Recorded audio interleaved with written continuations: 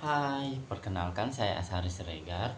Nah, pada video ini saya akan melakukan kritik jurnal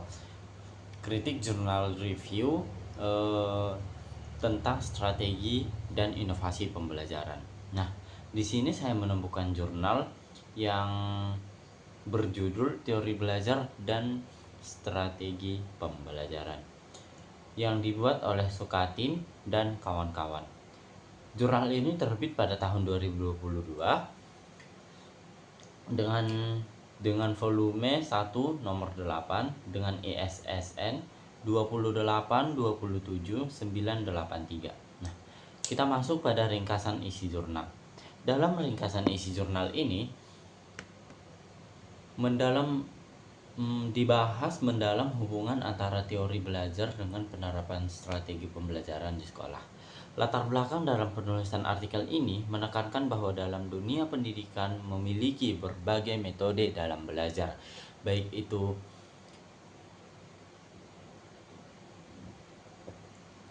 itu metode mengajar yang harus dipilih dan disesuaikan dengan situasi pembelajaran, fasilitas, serta tujuan pendidikan yang hendak harus dicapai. Nah, keunggulan penelitian. Yang pertama, di keunggulan penelitian ini yang pertama adalah kegayutan antar elemen. Penelitian ini memiliki hubungan yang jelas antara latar belakang, tujuan, metode, hasil, dan kesimpulan. Latar belakangnya menjelaskan pentingnya menyesuaikan metode pembelajaran dengan situasi belajar. Nah, juga tujuannya diarahkan untuk mengetahui strategi belajar yang efektif. Kemudian, metode yang dilakukan adalah observasi, wawancara, dan dokumentasi sesuai dengan tujuan. Dan hasil penelitian mendukung kesimpulan tentang pentingnya penguasaan metode dalam belajar.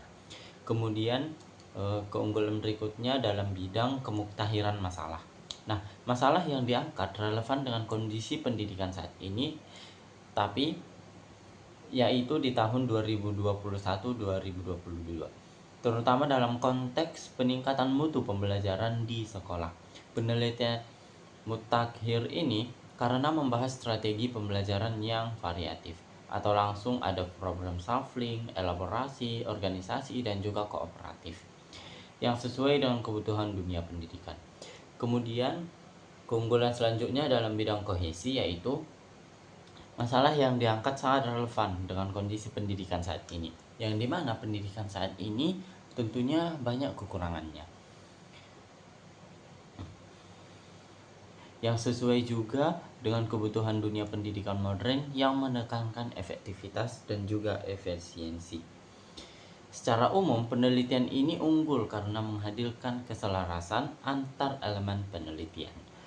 Kemudian kelemahan dalam jurnal ini adalah yang pertama, dalam bidang kegayutan antar elemen.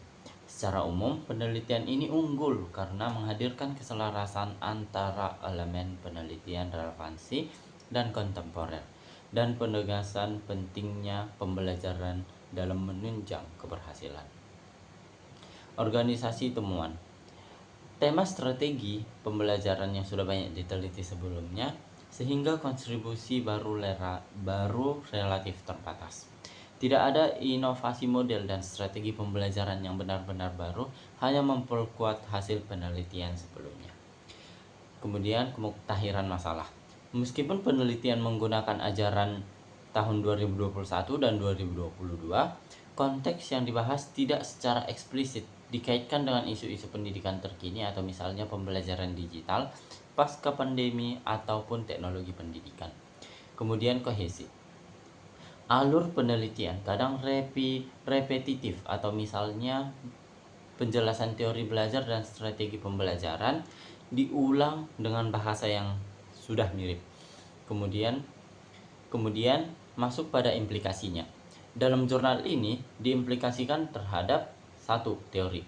Penelitian ini memperkuat teori belajar yang menekankan bahwa perubahan perilaku peserta didik dipengaruhi oleh metode-metode pembelajaran yang digunakan, memberikan konfirmasi terhadap pandangan behavioristik dan konstruktivistik,